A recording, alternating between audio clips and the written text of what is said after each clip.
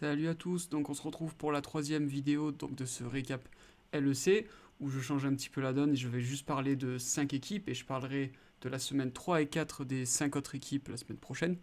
Donc là on va revenir donc sur ces 5 équipes qu'on voit ici, chacune nous le faire, XL, Vitality, Misfits et G2, donc dans l'ordre du dernier au premier comme d'habitude. J'ai changé aussi des choses dans les vignettes, donc vous verrez ça, c'est je pense plus accessible et moins fouillis. Et enfin, plutôt que de mettre un classement général à la fin, histoire de changer un peu et d'attiser la curiosité, je propose cette semaine un classement des mid laners depuis donc la première semaine jusqu'à cette troisième semaine. Et donc je pourrais changer d'une semaine à l'autre selon le classement qu'il y a besoin. Je reviens aussi donc en premier lieu sur quelques changements de roster. Donc on a deux changements de roster. On a celui de Vitality qui change compte pour Crownshot. Donc le changement est dans une volonté de redynamiser le mid-game, late-game, parce qu'ils ont besoin d'une voix forte d'après la communication de Vitality. Donc bon, pourquoi pas, hein, on prend de toute manière, on échange du bon pour du très bon. Donc on devrait voir une différence dans tous les cas, surtout si Crownshot est effectivement une voix forte. Je reviendrai un petit peu sur ce choix de vouloir changer le mid et le late pour Vitality. Bon, dans tous les cas, on est au début de la saison. C'est un peu dommage pour ce genre de changement parce que Vitality, il sortait de 4 matchs de suite. C'était Fnatic, Rogue, G2, Mad. Ils avaient quand même très peu de chances de l'emporter. Alors bon, il y a emporter et ce qu'on fait dans le match. Même là, ce qu'on faisait dans le match, c'est vrai que ce n'était pas non plus extraordinaire. Mais malgré tout, les matchs importants pour Vitality, il fallait les jouer à partir de la semaine 4. Et bon, c'est dommage de faire un changement là. On aurait dû attendre une semaine de plus, je pense. Bien que Crownshot allait partir en Corée. Bon, il y a sûrement d'autres explications que je n'ai pas. Et le deuxième changement, donc, c'est Nuke Duck par Magifélix. Donc là, le changement, il est involontaire. Nuke Duck aurait des problèmes de santé, donc on change pour Magifélix. Alors, étant donné... bon, l'équipe, elle joue un peu mieux, je reviendrai la semaine prochaine. Donc on pourra parler aussi de l'arrivée de Magifélix. Je pense pas que New Duck c'était le problème majeur, même si sur le long terme ça allait être le problème majeur, parce que je pense que c'est à cause de ce type de joueur que l'équipe ne progresse pas depuis l'année dernière. D'ailleurs, je pense que ma caméra va traîner sur l'angle, là, j'y ai pas pensé. Euh, donc, je pense que perdu pour Astralis, parce que de toute manière, c'est pas une équipe qui allait viser. Enfin, les playoffs allaient être trop durs cette saison. Il y a des équipes que j'attendais pas aussi fortes tout de suite qui le sont déjà. Euh, c'est bien de vous mettre un peu de sang frais. C'est quand même un rookie, Magifélix, même s'il a une certaine notoriété en Europe parce qu'il place énormément de ses comptes au top chal. Mais il faut savoir que c'est pas un indicateur si précis, qu'il y a d'autres choses qui rentrent en compte. Mais bon, il faut laisser la chance aux nouveaux et je pense que c'est un nouveau dont l'Europe a besoin. Et c'est bien que quelqu'un lui laisse sa chance en mode crash test. On va voir donc ce que ça donne. Pour le coup, c'est un changement dont j'ai quand même hâte de voir l'évolution. Parce que je pense que immédiatement, ça va être pire qu'avant.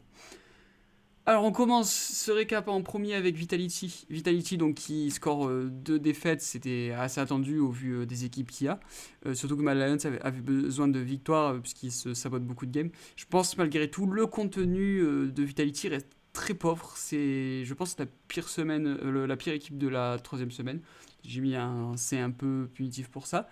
Vitality qui dit vouloir redynamiser son mid et son late avec une voix forte. Mais je pense qu'il y a des changements à faire déjà dès le début de partie où on sent qu'on n'est pas du tout le meilleur chez Vitality. On, même si on avait quelque chose à faire en mid et en late, on se fait déjà bien bouffer en early. Je pense qu'il y a un contrôle de carte et une gestion de la carte surtout un, enfin, la plus faible d'Europe actuellement. Beaucoup de jeunes joueurs, hein, encore une fois, c'est une équipe avec très peu d'expérience, donc c'est sûr, c'est très difficile de les lead. Enfin, il n'y a pas de personne pour les lead justement pour aider à ça. En plus de ça, les joueurs ne sont pas les plus grands joueurs à leur poste, hein, c'est certain. Hein, on est loin derrière. Et Neo revenait d'ailleurs sur ça en disant qu'ils ont eu un mercato compliqué, puisqu'en tant qu'équipe un peu pourrie de l'année dernière, sans méchanceté, ils avaient eu beaucoup de mal à recruter et que s'ils voulaient un joueur type O2 amené, il fallait verser le double du salaire que ce que Rogue peut lui verser actuellement. Donc on comprend cette idée de vouloir garder. Je pense que c'était pas une mauvaise idée. Encore une fois, c'est des jeunes joueurs, ils peuvent faire l'expérience. Mais c'est dommage de ne pas avoir quelqu'un d'expérience. Alors peut-être avec Runshot, ça va changer les choses. De toute manière, on leur souhaite que ça, encore une fois. Et surtout que c'est une équipe assez appréciée par sa nationalité en France. Donc deux joueurs Donc je présente un bon joueur, un mauvais joueur. Donc pour moi, Skins, excusez-moi. Skins qui est meilleur joueur de Vitality. Donc c'est pour la week 3, mais Skins, je vous le dis, de manière générale, depuis la première semaine, c'est le meilleur joueur, alors que c'est celui sur qui j'ai craché comme quoi. Euh, je pense pas du tout loin de là que c'est le meilleur joueur, le meilleur jungler, ni si je devais faire un classement des junglers, il serait dans le top 5 c'est sûr, mais pas guère plus. Ça reste très timide et c'est un peu ce que je parle sur l'early. Mais malgré tout, on se retrouve à être le deuxième jungler en termes de kill participation. Donc c'est quand même la stat, je pense, une des stats les plus importantes parce que ça montre un peu son impact sur la carte. Et être deuxième de la ligue, ça montre quand même qu'on tourne beaucoup autour de Skins. C'est Skins qui fait le mouvement. C'est quand Skins est là qu'on a des kills, donc c'est important. Et donc la mauvaise semaine, c'est pour moi Zviganda qui était parmi les membres de l'ancienne Agorok. Donc je rappelle Tchekola, Zviganda, Zanzara et Trumby. C'est celui qui avait peut-être le mieux démarré pour se retrouver au final le plus médiocre des quatre sur l'évolution. Et ça peut s'expliquer par la jeune expérience Vitality de manière générale. Et je trouve ça vraiment dommage. Surtout que les match-up, ils étaient pas impossibles cette semaine. Je pense pas que Wunder il soit sur sa meilleure forme actuellement. S'il y avait quelque chose à faire, je pense pas que Armut ce soit le joueur le plus dangereux du LEC. C'est dommage de peiner. C'est pas non plus les joueurs les plus accessibles. Mais la top lane LEC, les niveaux sont assez proches. Et c'est pas bon signe pour lui. Alors j'ai mis son score de CS par minute. Alors au niveau stats, comme Game of Legends était down quand j'ai fait les Vignas, j'ai pris des stats assez sommaires. J'aurais trouvé des choses mieux, parce que j'aurais peut-être voulu laisser le lead à 15 minutes. Je pense que c'est plus révélateur de sa phase de lane. Je, je pense qu'il doit être bas aussi. J'ai pas vérifié en particulier. En tout cas, on a 116 par minute. Il est quand même 9ème en top lane, donc avant-dernier.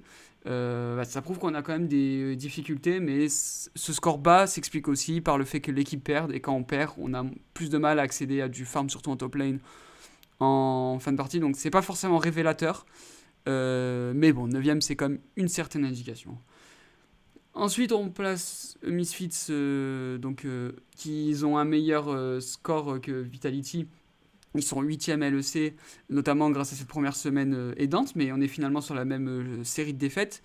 Même, je pensais pendant un petit moment que Vitality était meilleur que Misfits. Je pense que la vapeur commence à sérieusement s'inverser. Je pense qu'actuellement, s'il devait avoir un match, Misfits est meilleur. Je passerai Misfits devant.